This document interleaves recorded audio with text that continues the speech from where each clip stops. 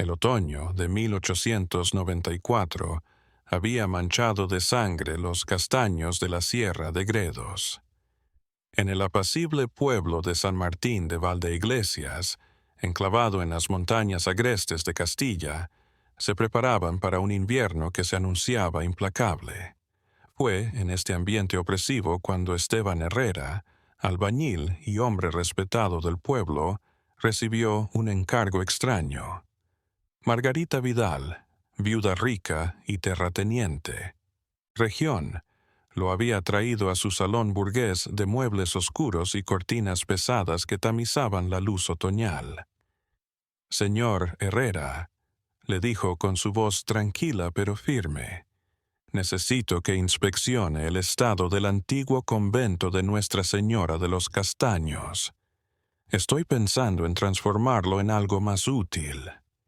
Esteban conocía ese edificio por nombre. Edificado en el siglo X por las benedictinas, llevaba más de 30 años abandonado. Los aldeanos evitaban, por lo general, acercarse, no tanto por superstición como por respeto a lo que había sido un lugar sagrado. Perdóneme, señora Vidal, pero ese convento nadie entra desde hace décadas. La maleza debió cubrirlo todo. «Es por eso que necesito un hombre de su calibre», respondió, entregándole una llave antigua, pesada y decorada. «Aquí tiene la llave de la puerta principal. La compré en el ayuntamiento. Vaya a inspeccionar los muros, el techo, los cimientos. Quiero un informe completo». Esteban tomó la llave, reconociendo bajo sus dedos callosos el metal frío y oxidado por el tiempo. Había algo extraño en la forma en que Margarita Vidal esquivaba su mirada, como si estuviera encubriendo el motivo real de esta inspección. A la mañana siguiente, gris y lluviosa, como suelen ser las mañanas otoñales en Castilla, Esteban partió al convento en compañía de su hijo Julián, un joven de 22 años, moreno y de ojo alegre, que a menudo lo acompañaba en sus labores. «¿Estás seguro, papá, de que deberíamos ir?» «¿Ambos?», preguntó Julián acomodándose la bolsa de herramientas al hombro. «Los lugareños hablan de forma extraña de ese lugar». «Chismes, Julián. Las piedras viejas siempre hablan, más si están abandonadas». El camino al convento estaba cubierto de zarzas y helechos. Ambos hombres se abrieron paso entre la maleza, sus botas hundiéndose en la tierra cubierta de humedad y hojas muertas. El aire olía a musgo y muerte, con ese aroma característico de los bosques castellanos en otoño. Tras una hora de arduo camino, divisaron por fin los muros grises del convento. El edificio se erguía en un claro. Sus torres cuadradas y sus ventanas góticas le daban un aire majestuoso y triste a la vez. La hiedra trepaba por la fachada y faltaban tejas en el tejado, dejando al descubierto las vigas ennegrecidas por el tiempo. «Debió de ser precioso en su día», susurró Julián, sorprendido a pesar de sí mismo por la belleza. La sobria pero elegante arquitectura del edificio. Esteban se aproximó a la puerta de roble adornada con herrajes oxidados. Insertó la llave en la cerradura que se resistió un momento antes de ceder con un chirrido metálico. La puerta se abrió, despacio, liberando un olor cerrado, a polvo y algo más inquietante que Esteban no podía nombrar. El interior estaba oscuro. Apenas algunos rayos de luz se filtraban a través de las vidrieras rotas. Sus pasos resonaban sobre las losas de piedra fría al tiempo que entraban en lo que había sido la nave de la capilla. Bancos de madera carcomida seguían en filas frente a un altar despojado, y frescos desvanecidos decoraban los muros, escenas religiosas de colores desvanecidos. «Mira, papá», dijo Julián, señalando el fondo de la capilla. «Hay una puerta allí. Debe conducir a las habitaciones de las monjas». Se acercaron a esa puerta. más pequeña que la principal, y Esteban se sorprendió al ver que no estaba cerrada con llave. Se abrió sin problemas, revelando un corredor angosto flanqueado de celdas con puertas entreabiertas. Estaban inspeccionando estas celdas cuando hicieron su primer hallazgo inquietante. En una de ellas, Julián descubrió un cuaderno olvidado sobre una mesita de madera rústica. Las hojas estaban amarillentas y quebradizas, pero la tinta aún era legible. «Papá, mira esto», exclamó Julián, su voz ligeramente trémula. Esteban se acercó y miró el cuaderno abierto. Era un diario personal, con letra delicada y pulcra. La primera hoja estaba fechada el 15 de mayo de 1862 y comenzaba de este modo: «Soy Clara Moreno. Tengo 17 años y me trajeron aquí en contra de mi voluntad. Mis padres dijeron que era por mi propio bien, para librarme de mis pensamientos peligrosos». Los dos hombres se miraron entre sí. Esteban siguió leyendo en voz baja. «Las otras chicas de aquí no son religiosas. Todas estamos presas. De alguna manera, hermana Margarita nos decía que estábamos jugando en un experimento santo, pero empiezo a dudar. ¿Qué significa eso, papá? ¿Qué experimento?» Esteban cerró lentamente el cuaderno, conmocionado por lo que acababa de descubrir. Contempló la celda espartana, una cama de hierro, una mesa, una silla, un crucifijo en la pared. Nada raro en un convento. Pero después de lo que acababan de leer, la atmósfera se volvía más oscura. «No sé, Julián, pero creo que hemos encontrado algo. Tenemos que investigar más antes de informar a la señora Vidal». Siguieron inspeccionando otras celdas similares, todas abandonadas a toda prisa, como si sus ocupantes hubieran huido. En una de ellas hallaron ropa de paisano oculta bajo el colchón, un vestido de color, cintas, alhajas discretas, cosas impropias de un convento. La tarde llegaba a su fin y regresaron al pueblo. El regreso fue silencioso, cada uno perdido en sus pensamientos sobre lo que habían descubierto. Las primeras luces del atardecer se colaban entre los árboles, alargando sus sombras sobre el camino. A la entrada del pueblo se encontraron con el padre Agustín, el párroco de San Martín, un anciano de cabello blanco y mirada amable. Esteban vaciló antes de hablar. «Padre, ¿puedo preguntarle algo acerca del viejo convento?» El rostro del sacerdote se oscureció un poco. «El viejo convento. Porque esa pregunta, hijo mío, la señora Vidal me encargó que lo revisara. Hemos descubierto cosas inquietantes, diarios personales, ropa de calle». No parecía un convento normal. El padre Agustín se giró con temor a ser escuchado. «Esteban, algunas cosas es mejor dejarlas reposar. Ese convento cerró hace tiempo y por una buena razón. Mi consejo: haz tu trabajo, crea tu informe de estado de los edificios y no más. Pero, padre, si hubo injusticias, las injusticias, hijo mío, quedaron atrás. No podemos cambiar nada, pero podemos evitar despertar fantasmas que harían padecer a los vivos». El sacerdote se alejó rápidamente, dejando a Esteban y Julián confundidos por su reacción. El padre Agustín sabía más de lo que decía. Aquella noche, en la pequeña casa familiar de piedra y madera, Esteban no podía dormir. Su esposa, María, una mujer de rostro amable y cabello castaño recogido en un moño, lo observó. «Estás preocupado, querido. Esta visita al convento te ha sacudido». Esteban le reveló su hallazgo recordando el diario personal y la ropa de calle. María lo escuchó, sus ojos avellana cada vez más preocupados. «¿Sabes, Esteban? Mi abuela a veces me hablaba de ese convento. Contaba que en su juventud familias de la comarca mandaban allí a sus hijas, no para hacerse religiosas, sino por otros motivos. Jóvenes rebeldes, con ideas demasiado modernas o que daban problemas a sus familias. ¿Te refieres a que era como una prisión? No exactamente, pero un lugar al que se mandaba a las mujeres, que se pretendía borrar de la sociedad. Mi abuela lo llamaba el convento de las olvidadas. Esta revelación impactó a Esteban. Si la memoria de la abuela de María era correcta, entonces el diario de Clara Moreno adquiría un significado aún más oscuro. Estas monjas no habían abrazado la vida religiosa. Las habían encerrado a la fuerza con pretexto de piedad.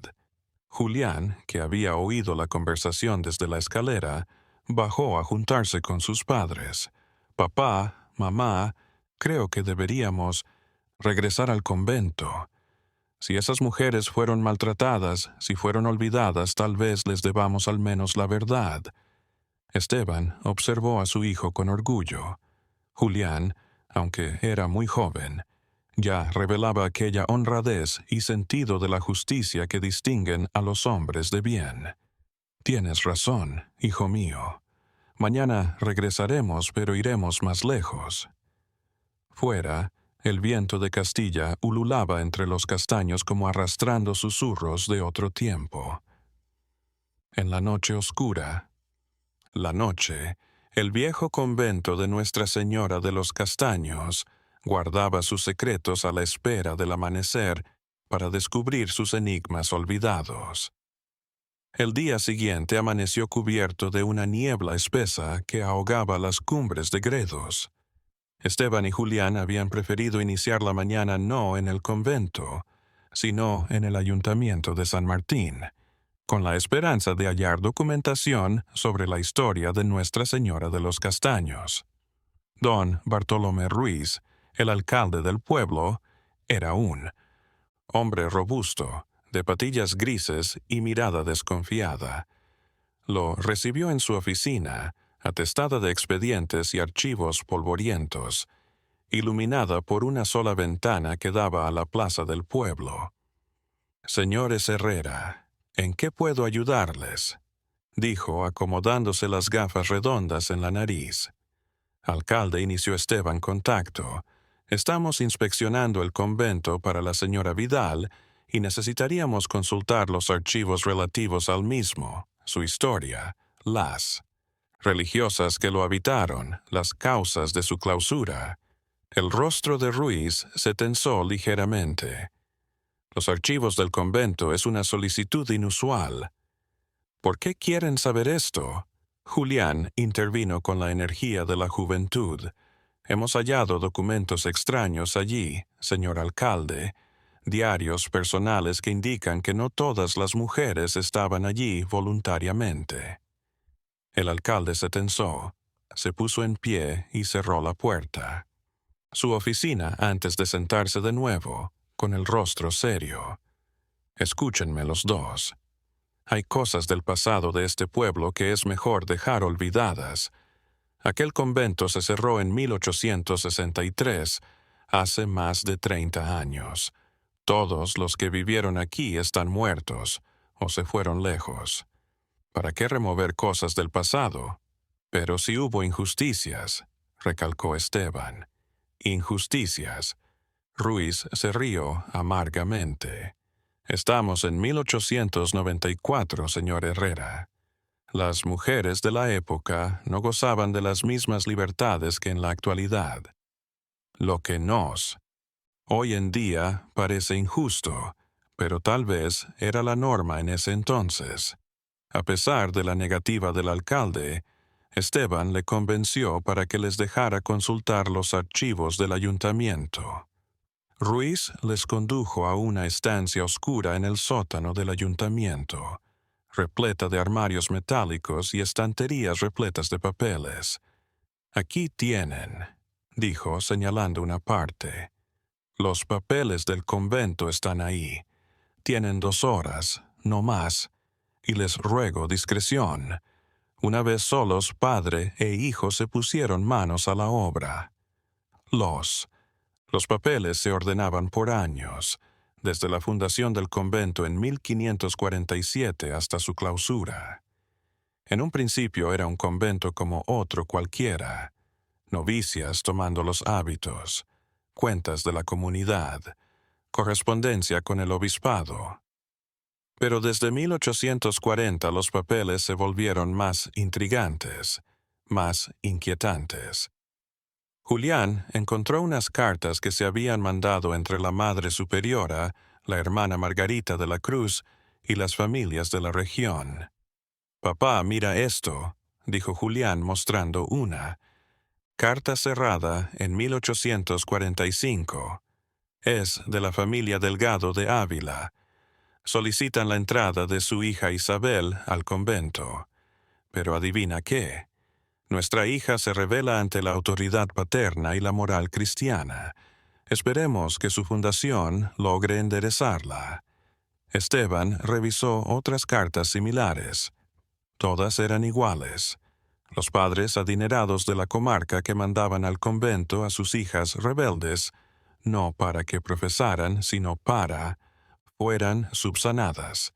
«Y mira las cifras, papá», agregó Julián, señalando el final de una carta. Gastaban fortunas, más que una dote común, y las cantidades eran elevadas, en ocasiones equivalentes a años de salario de un trabajador. Desde luego, no eran limosnas religiosas comunes, sino el precio de un servicio. Esteban luego encontró otro documento aún más revelador, un informe médico escrito por el doctor Emilio Bertrán, médico local, 1860. El informe iba dirigido a Sor Margarita, y en él se detallaban tratamientos experimentales para corregir desviaciones de conducta en las jóvenes. «Julián, mira esto», dijo Esteban con la voz tensa. El doctor Bertrand menciona terapias de aislamiento prolongado, dietas muy restrictivas y técnicas de condicionamiento psicológico. El chico leyó el papel, su rostro palideciendo. «Papá, parece que usaban a estas mujeres como conejillos de indias para experimentos médicos». En el fondo de un archivo, Esteban descubrió una lista escrita a mano que le heló la sangre. Era un libro que llevaba hermana Margarita, pensionistas, estado de los tratamientos. La lista incluía 37 nombres de mujeres con notas sobre su estado mental y las terapias que habían recibido. Algunas de las notas eran especialmente inquietantes. Clara Moreno. Ideas revolucionarias, incomunicada desde hace 15 días. Margarita Fabra, negándose a la sumisión. Tratamiento por privación. Eloísa Bernet. Histeria. Tratamiento para. El doctor Bertrán en curso. «Dios mío», susurró Julián. Estas mujeres no eran devotas, eran reclusas. Lo más inquietante era el destino de las que se oponían al tratamiento. Nombres tachados con las palabras fallecida o trasladada. Hospital Psiquiátrico de Madrid. Esteban comprendió horrorizado que habían destapado la evidencia de un sistema clandestino de encierro forzoso de mujeres bajo el disfraz de la piedad religiosa. Las familias ricas pagaban por hacer. Desaparecer a sus hijas rebeldes y el falso convento era una tapadera de experimentos médicos cuestionables. «Papá, mira la fecha de clausura del convento», dijo Julián revisando el último documento del expediente. Noviembre de 1863. Una investigación del gobernador civil de Ávila tras ser acusado el colegio de graves faltas. El mensaje del gobernador era breve, pero suficiente. Tras las denuncias de maltrato y desfalco contra el templo de Nuestra Señora de los Castaños, se ha dispuesto una investigación. Las evidencias recopiladas confirman serias anomalías en la administración del lugar y en el trato a las pensionistas. Se ordena el cierre inmediato. Expediente confidencial. Confidencial, repitió Esteban. Por eso nadie cuenta esta historia. Las autoridades sofocaron el caso. Julián encontró un último documento que les reveló la magnitud del escándalo. Carta del fiscal de Madrid al gobernador civil, de diciembre de 1863. Decía que varias familias poderosas locales habían intervenido para prevenir un juicio público que revelara su participación en este sistema. Lo escondieron todo, dijo Julián con disgusto. Las familias que habían mandado allí a sus hijas, las autoridades eclesiásticas, incluso la justicia. Todo el mundo quería sepultar el asunto. Las 2 horas que el alcalde había dado estaban por terminar.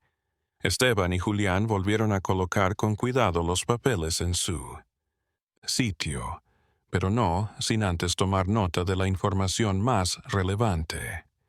Subieron a la alcaldía con el ánimo alterado por lo que habían descubierto. Don Bartolomé Ruiz los esperaba nervioso. Entonces, ¿lo han encontrado? Hemos encontrado más de lo que esperábamos, respondió Esteban con gravedad. Alcalde, ¿sabía lo que realmente sucedió en ese convento? El rostro de Ruiz se contorsionó. Se volvió hacia la ventana, de espaldas a los 2 hombres. M.I. Su padre ya era alcalde en ese entonces. Finalmente dijo con voz agotada. Me lo reveló antes de fallecer. Sí, sé lo que pasó. Todos lo sabemos en las familias viejas del pueblo. Pero, ¿qué quieren que hagamos? Pero, sinceramente, señor alcalde, estas mujeres merecen que se cuente su historia. Ruiz se giró, sus ojos brillando con una rabia reprimida.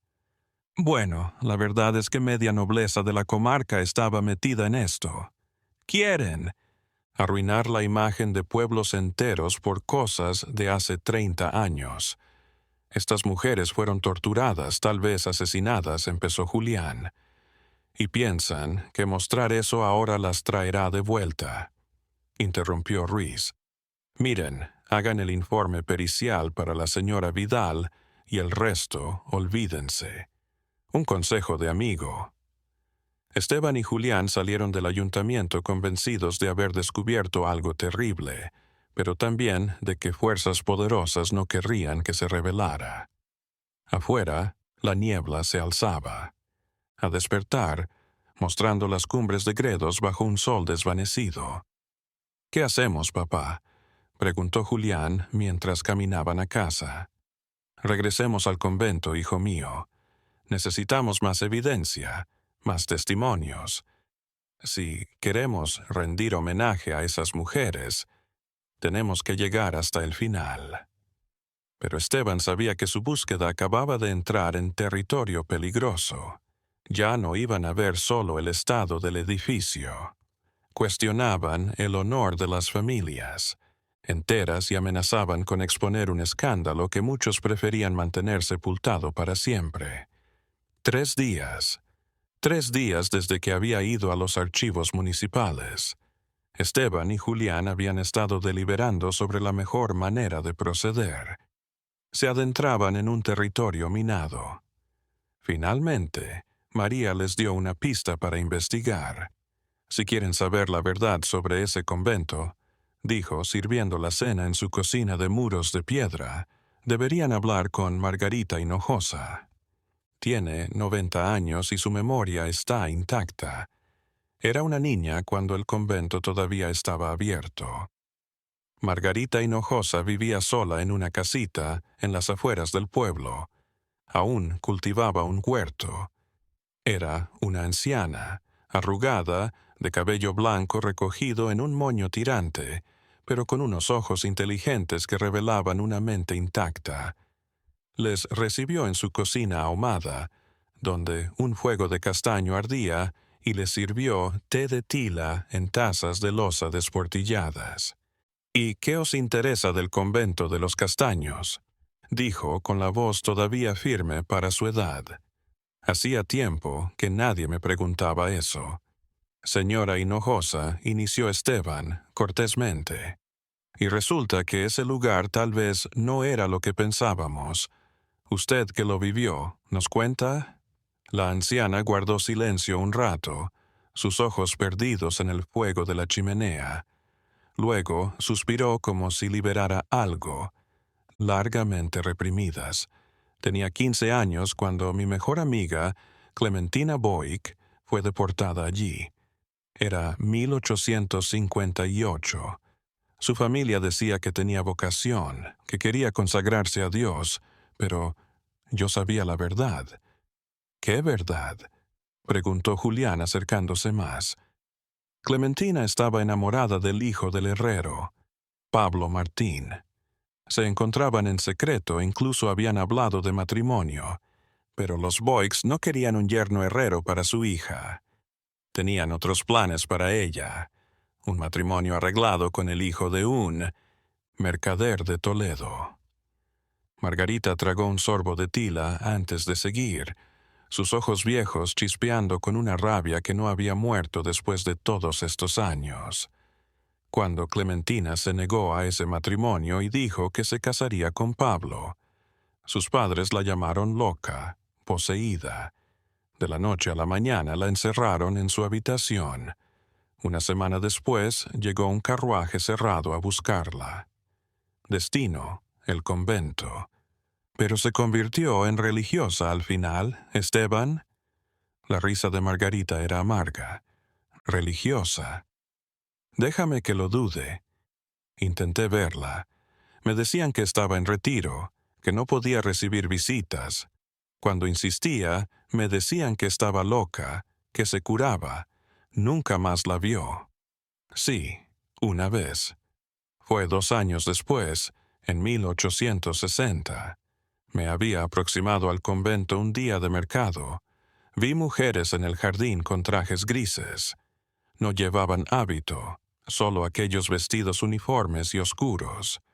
Y entre ellas reconocí a Clementina. La voz de Margarita se quebró. Se había puesto tan delgada, tan pálida. Parecía un fantasma. Nuestros ojos se encontraron a través de la reja y vi en los suyos un horror que nunca olvidaré. Julián y Esteban se miraron. El relato de Margarita no hacía sino confirmar sus sospechas. ¿Qué pasó con ella?, preguntó suavemente. Julián. Murió en 1862. La causa oficial fue fiebre tifoidea, pero Pablo Martín, que nunca dejó de amarla, intentó averiguar la verdad. Sobornó a uno de los hombres que trabajaban a veces en el convento para traerle mantenimiento de los edificios. Este hombre le dijo cosas horribles. Margarita se puso en pie trabajosamente y se dirigió a un armario antiguo. Sacó una cajita de metal y la abrió. En el interior tomó una carta doblada, amarillenta por el tiempo. Pablo intervino antes de dejar el pueblo. Nunca superó la muerte de Clementina. Se fue a América y nunca regresó. Esta carta es lo que el trabajador le relató de los últimos meses de Clementina. Desdobló con cuidado él. Papel delgado y empezó a leer con su voz temblorosa. Dice que las mujeres de allí se clasificaban en 3 tipos. Las rebeldes, como Clementina, que se negaban a someterse, las enfermas, que enloquecían tras los tratamientos, y las curadas, que aceptaban su destino y ayudaban a vigilar a las demás. ¿Qué tratamientos?, preguntó Esteban, aunque temía la respuesta. Baños helados en invierno, ayunos extremos, aislamientos en celdas sin ventana y... Luego estaba el médico, el doctor Bertrand, que venía a experimentar. Probaba en ellas drogas, brebajes que las sometían o las enloquecían. Margarita volvió a plegar la misiva con movimientos cuidadosos. El trabajador también comentó que algunas mujeres simplemente desaparecían. Un día estaban, al otro sus celdas estaban vacías. Cuando preguntaban por ellas, decían que las habían trasladado o que se habían ido con Dios. Un silencio denso llenó la pequeña cocina. El fuego chispeaba en la chimenea y fuera el viento otoñal ululaba contra los postigos de madera. Doña Hinojosa, dijo por fin Esteban, ¿conoce otras familias que mandaron allí a sus hijas? Sí, varias. Los Delgado de Ávila, los Bern del Escorial, los Chavarri de Segovia, todas gentes ricas y honradas y todas con razón. Hijas demasiado independientes, reacias a los matrimonios negociados, lectoras, modernas en sus ideas sobre la mujer. Julián asintió mentalmente. Esos nombres coincidían con los que habían visto en los archivos y las autoridades. A nadie le importaba. Margarita se rió con cinismo. Las autoridades. El alcalde de entonces era primo de los Boic. El gobernador civil había casado a su hija con el hijo flaco. Y el clero, Monseñor, el obispo de Ávila, al que el convento hacía donaciones. Todo el mundo quería cerrar los ojos. ¿Cómo terminó? ¿Por qué cerró el convento en 1863? El rostro de Margarita se oscureció aún más. Hubo un escándalo que no pudieron sofocar. Una de las reclusas, Eloísa Bernet, era hija de un industrial toledano que se movía en Madrid. Cuando murió en circunstancias sospechosas, su padre hizo un escándalo, escribió a los periódicos, alertó a la capital y luego se realizó una investigación discreta. Encontraron evidencia masiva, pero en lugar de un juicio público, simplemente lo sofocaron. El convento cerró. Sor Margarita y sus secuaces se esfumaron como si nada hubiera ocurrido. Esteban se agachó junto a la anciana. Doña Hinojosa, ¿declararía públicamente lo que sabe? Margarita lo observó durante un momento y luego negó con la cabeza. Señor Herrera, tengo 90 años. Ya no tengo mucho que perder, pero las familias involucradas en esto todavía tienen poder. Sus hijos y sus nietos son altos cargos. ¿Qué harán con el testimonio de una anciana en su contra? Al salir en la casa de Margarita Hinojosa, padre e hijo estaban atónitos ante lo que acababan de escuchar. El relato de la anciana le daba una realidad humana a su hallazgo. «Papá», dijo Julián mientras volvían a casa en la tarde menguante, «no podemos olvidar estas historias. Estas mujeres merecen justicia, aunque sea tardía.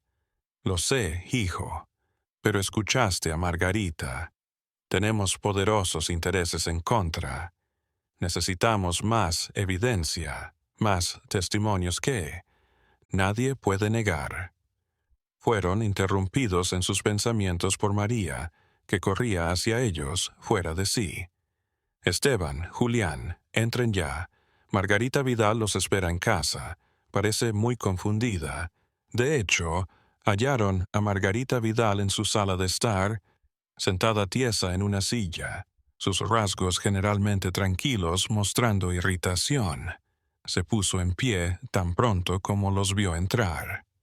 Señor Herrera, dijo con voz helada, «me he enterado de que han llamado a los archivos municipales relativos al convento. Puedo entender por qué Esteban decidió ser abierto. Señora Vidal, hemos encontrado en el convento unos papeles inquietantes que indican que ese lugar no era solo un convento. Queremos conocer su verdadera historia».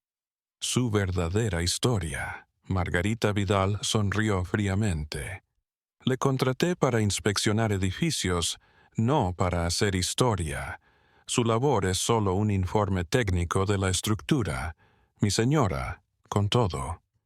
El respeto que le tengo, hemos descubierto evidencias de que hubo mujeres maltratadas allí. Como hombre de honor, no puedo ignorar». La máscara de cortesía de Margarita Vidal se desvaneció. Evidencia. ¿Qué evidencia? Chismes de viejas. Papeles de hace más de 30 años que nadie puede certificar. Julián saltó con la pasión de la juventud.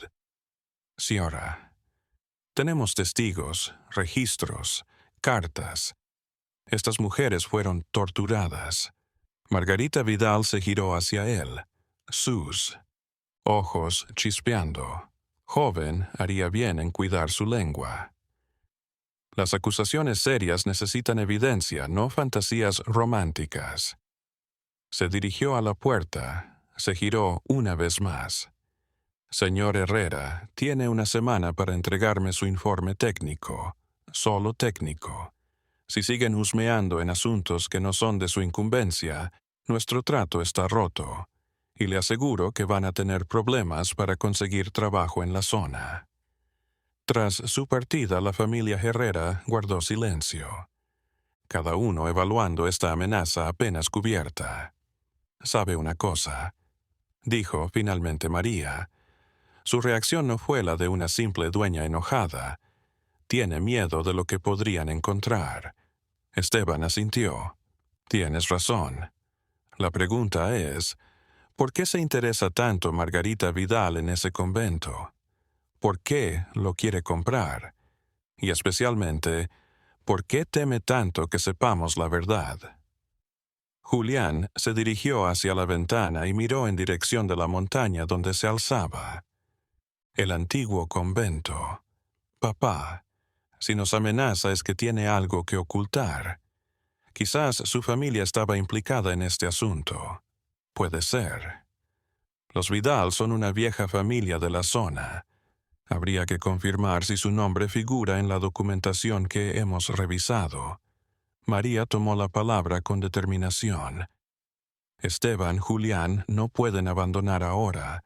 Estas mujeres han estado sufriendo en silencio durante décadas. Si ustedes son los primeros en tener la posibilidad de revelar la verdad, se lo deben. Esteban miró a su esposa, a su hijo, sus dos personas favoritas en el mundo. Sabía que al continuar su investigación los exponía quizás a consecuencias graves, pero también sabía que ciertas verdades merecían ser reveladas, cueste lo que cueste. «Muy bien», dijo finalmente. «Volveremos al convento mañana. Esta vez vamos a documentar todo, cada rincón, cada papel. Si Margarita Vidal quiere hacernos callar, es que hay más secretos por descubrir». Fuera, la noche se había extendido sobre Castilla. En la noche, el viejo convento de Nuestra Señora de los Castaños parecía guardar celosamente sus misterios. Pero Esteban y Julián ahora iban a arrancárselos, cueste lo que cueste. Al día siguiente, Esteban y Julián regresaron al convento con un equipo mejor preparado, linternas, herramientas para forzar cerraduras e incluso una cuerda por si tenían que descender a lugares de difícil acceso. El otoño avanzaba y las mañanas eran ahora frías y húmedas, cargadas de esa bruma característica de Castilla que daba al paisaje un aspecto fantasmagórico. Al llegar ante el edificio de piedra gris, constataron que la puerta principal estaba entreabierta. Raro, ya que Esteban juraría haberla cerrado con llave la última vez que estuvo aquí. «Papá, ¿crees que alguien vino después de nuestro paso?», preguntó Julián, la mano instintivamente puesta sobre el mango de su navaja de trabajo. «Puede ser. Nuestras visitas probablemente no han pasado desapercibidas. Seamos prudentes». Entraron en la capilla principal. Sus pasos resonaban sobre las losas frías. Todo parecía idéntico a su última visita, pero Esteban notó que ciertos escombros habían sido desplazados como si alguien hubiera buscado algo. Se dirigieron a las celdas de las monjas, decididas esta vez a registrarlo todo. Julián había traído un plano somero que había dibujado en su primera visita, y descubrieron rápidamente que solo habían visto una parte del edificio. Al fondo de un pasillo que no habían explorado, encontraron una puerta metálica oxidada pero sólida, a diferencia de las otras puertas del convento. Estaba bien cerrado con varias cerraduras y barras en las ventanas. «Parece una prisión», murmuró Julián. Revisando los errores, Esteban destrabó la cerradura con sus herramientas. La puerta se abrió con un chirrido siniestro, revelando un pasillo más estrecho y más oscuro que las otras partes del convento. El aire estaba viciado, saturado de olor a moho y algo más, algo inquietante. Las celdas de esta sección eran mucho más pequeñas que las que habían visto anteriormente. Solo tenían un jergón de paja, un cubo y a veces una cadena sellada en el muro. En las paredes de piedra encontraron grafitis grabados con cuchillos o uñas, nombres, fechas, súplicas desesperadas. María Clara Díaz, 1859. «Mamá, lo siento», leyó Julián en un muro. «Isabel Moreno, no hice nada. Dios me olvida en este lugar maldito». «Clementina, 1860. «Clementina», repitió Esteban. «Es la amiga de Margarita Hinojosa. Realmente estaba aquí». Al final del pasillo encontraron una habitación más grande que claramente había sido una sala de tratamiento. Aún contenía algunos equipos oxidados, una silla con correas de cuero, una bañera de metal, instrumentos médicos cuyo uso parecía más sádico que terapéutico. Sobre la mesa coja, Julián descubrió un cuaderno de cuero negro en mejor estado que el resto de papeles. Era el diario del doctor Bertrand, en el que explicaba sus experimentos con las ancianas del convento. «Papá, lee esto», dijo Julián, pálido, página del 15 de marzo de 1861. Sujeto 23. Eloisa Pinto, 19 años, resistencia continua a la terapia, de obediencia. Aplicación del método hidroterapéutico intensivo. Resultados: delirio transitorio, pero sumisión aumentada a reproducir. Esteban siguió leyendo, su enojo aumentando con cada palabra. Página del 2 de mayo, sujeto 31, Clara M., 18 años. Prueba de la nueva formulación narcótica. Dosis de 15 gramos administrada. Efectos: alucinaciones, convulsiones. Luego, docilidad marcada por 48 horas. Aumentar gradualmente la dosis es atroz, susurró Julián. Las utilizaba como si fueran animales de laboratorio. La última parte del diario era aún más reveladora. El doctor Bertrand detallaba allí su colaboración con otros establecimientos similares en España e incluso en el extranjero. El convento de Nuestra Señora de los Castaños era parte de una red de instituciones con fines aparentes religiosos o médicos, pero que en realidad eran para encerrar a mujeres que sus familias consideraban rebeldes. «Mira, papá», dijo Julián, señalando una página. «Menciona contactos con médicos de Madrid, de Barcelona, incluso de Alemania. Compartían sus técnicas, sus hallazgos. Estaba organizado a escala europea, Don». En el extremo de la habitación, detrás de un armario caído, encontraron una puerta oculta. Daba a una escalera angosta que bajaba a lo que parecían ser las bodegas del convento. El aire era aún más viciado y sus linternas iluminaban muros que rezumaban humedad. Las bodegas mostraron el horror final de este lugar. En varios nichos tapiados descubrieron huesos humanos, los restos de mujeres que nunca habían salido de la convento, su muerte oculta bajo certificados médicos falsos. «¿Cuántas?», preguntó Julián con voz estrangulada. Esteban enumeró los nichos. Al menos una docena, tal vez más. Cerca de los huesos encontraron objetos personales, joyas modestas, cartas de amor nunca enviadas, trozos de tela que debieron pertenecer a vestidos civiles. Cada tumba relataba la historia de una mujer destrozada que había fallecido lejos de casa, sola y agonizante. Julián recogió una carta, milagrosamente conservada, escrita sobre un trozo de tela, con lo que parecía ser sangre.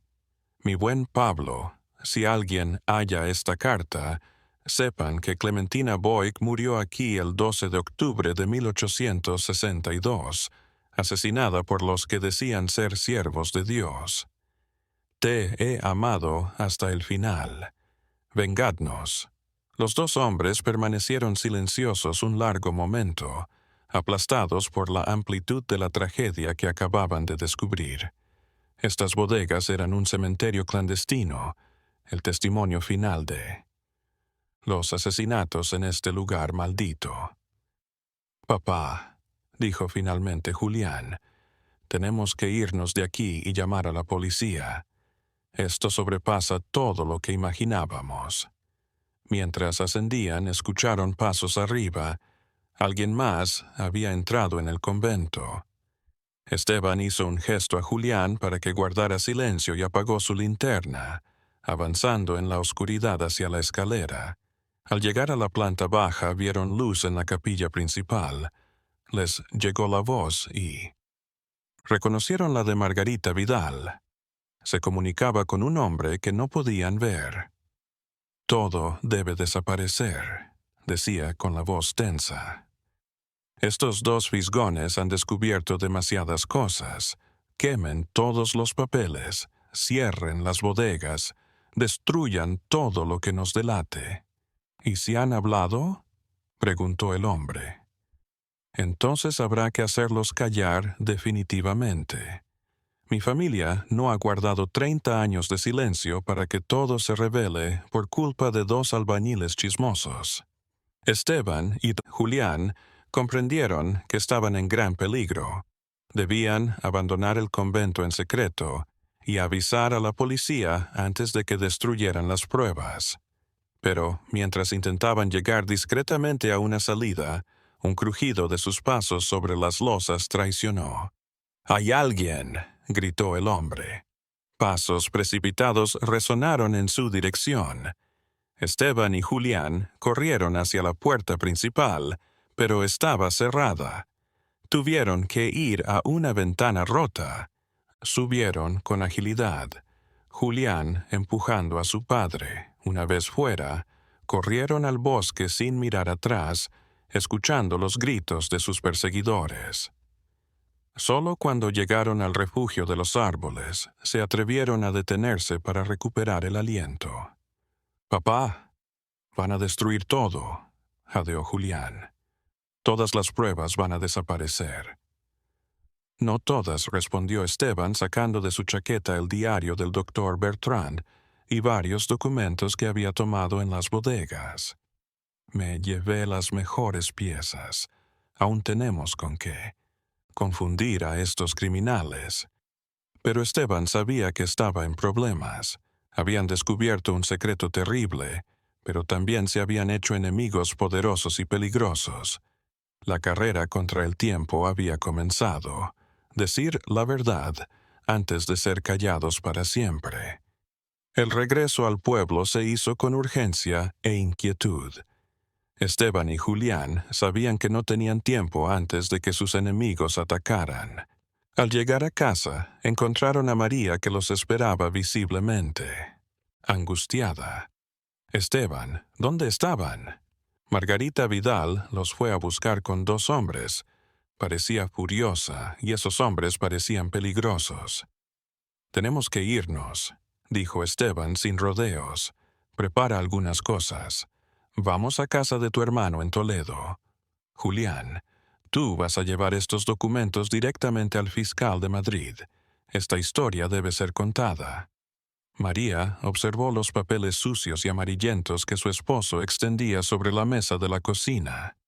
«¿Qué han encontrado tan terrible?», En resumen, Esteban le contó sobre el hallazgo de las bodegas y los huesos, la prueba de que el convento había sido un lugar de tortura y muerte disfrazado de lugar religioso.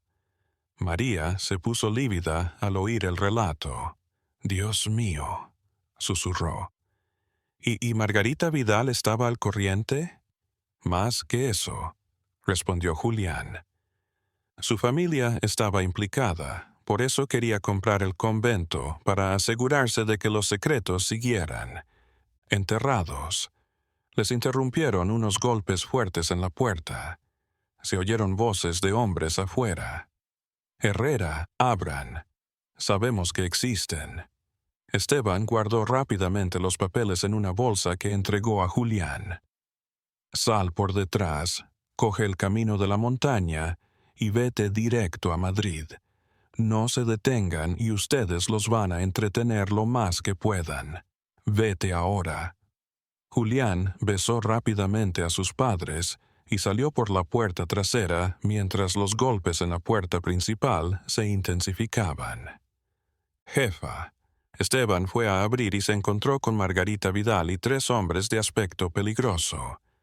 Señor Herrera dijo con voz glacial, «Ha tomado algo que no le pertenece en el convento. Quiero que me lo devuelva ahora mismo». «No veo de qué habla, señora». Uno de los hombres dio un paso adelante, con la mano en la empuñadura de la pistola. Inútil hacerse el inocente. Los vimos salir con papeles. ¿Dónde están? Creo que se equivocan. Simplemente fuimos a inspeccionar como habíamos quedado. Margarita Vidal entró a la casa sin ser, invitada y sus matones que empezaron a registrar las habitaciones. María se abrazó a su esposo, aterrada por esta violación. «Escúcheme bien, Herrera», dijo Margarita acercándose a ellos. «Mi familia tiene intereses aquí. Tenemos amigos en altos lugares. Conocemos a las personas adecuadas. Si intenta dañarnos con sus pequeños hallazgos, se arrepentirá». «Y si es cierto», respondió Esteban con valentía, «si hubo delitos, los culpables deben ser llevados ante la justicia. Responder por sus acciones, incluso 30 años después». El rostro de Margarita se tensó, pero, en realidad, esas mujeres estaban enfermas, locas. Sus familias las internaron en un convento para sanarlas. Si hubo excesos, era por su bien, por su propio bien. María no pudo contenerse. Llama por su bien a torturarlas y matarlas. Uno de los hombres se acercó a María, pero Esteban se interpuso.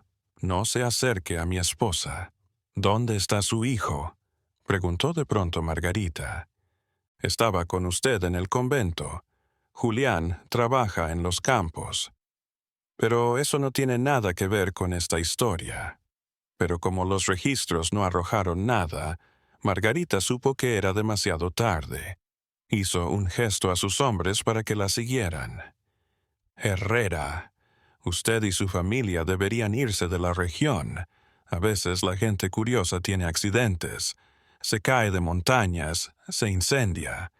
Sería una lástima». Tras su partida, Esteban y María empacaron rápidamente algunas cosas y salieron del pueblo por caminos aislados. Sabían que su vida podría cambiar para siempre, pero habían tomado la decisión correcta. Mientras tanto, Julián galopaba hacia Madrid en el caballo que había pedido prestado a un amigo. Las cartas apretadas contra el pecho, no se detuvo hasta hallarse frente al Palacio de Justicia. El fiscal Alfonso Reinaldo era un hombre honesto, reconocido por su integridad, pero también por su discreción. «Joven», dijo, después de haber escuchado el relato de Julián, «lo que me cuenta es muy grave. Si esto es cierto, estamos ante uno de los mayores escándalos de la región. Tengo las pruebas, señor fiscal, el diario del médico, la correspondencia, los testimonios y están los huesos en las bodegas». Reinaldo estudió durante un rato los papeles que Julián había traído. Su rostro se oscureció a medida que leía.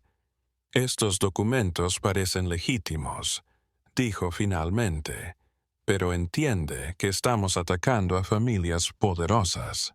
Las repercusiones podrían ser grandes. Señor, esas mujeres murieron en el sufrimiento y el olvido. No merecen justicia». El fiscal observó a este joven arriesgando su vida para exponer la verdad. Tomó su decisión. «Bien, voy a ordenar una investigación oficial de inmediato. Un equipo irá al convento mañana por la mañana a inspeccionar el lugar. Si lo descubre, los culpables pagarán por sus crímenes, sin importar quiénes sean». Pero cuando los investigadores llegaron, cuando regresaron al convento al día siguiente, lo encontraron parcialmente quemado.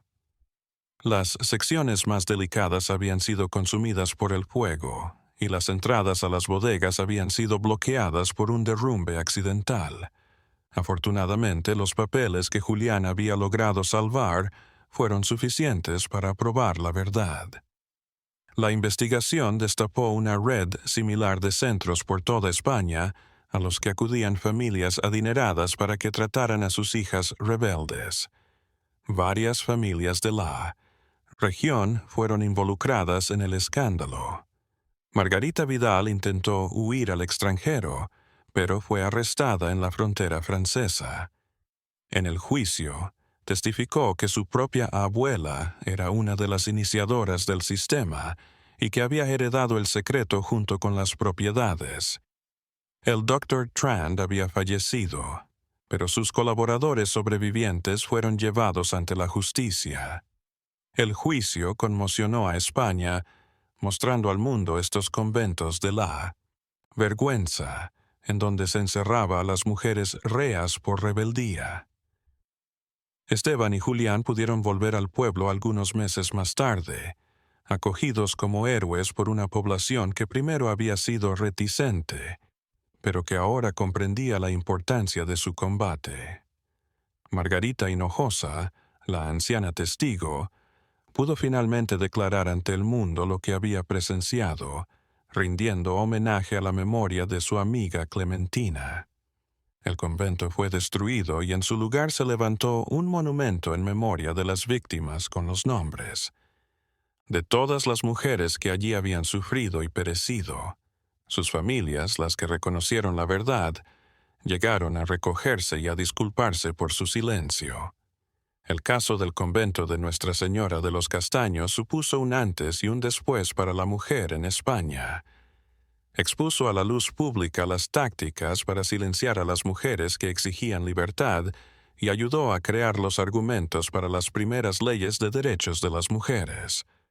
Julián, traumatizado, se convirtió en periodista y dedicó su vida a exponer las injusticias ocultas. Escribió varios libros sobre el tema, entre ellos el conocido Las Olvidadas de Castilla, un testimonio aún hoy estremecedor sobre este episodio negro de la historia de España. Esteban siguió trabajando como albañil, pero fue nombrado miembro honorario de asociaciones de derechos humanos. Las piedras recuerdan lo que pasó entre ellas. Se decía una y otra vez: muros, nosotros debemos aprender a escucharlas. Y María estableció en el pueblo una escuela para chicas, la primera de la zona, que enseñaba no solo costura y cocina, sino también lectura, escritura y ciencias. Decía que la mejor manera de honrar la memoria de las víctimas era dar a las mujeres las herramientas de su emancipación. La leyenda negra del convento abandonado se había transformado gracias al coraje de una familia común en un emblema de resistencia contra la opresión y un llamado a jamás olvidar. Más horrores como estos pueden reproducirse en la oscuridad y el silencio. En Castilla, cuando el viento sopla fuerte en los castaños, los ancianos dicen aún que se pueden oír las voces de esas mujeres olvidadas. Ya no lamentos de sufrimiento, sino cantos de libertad por fin reencontrada.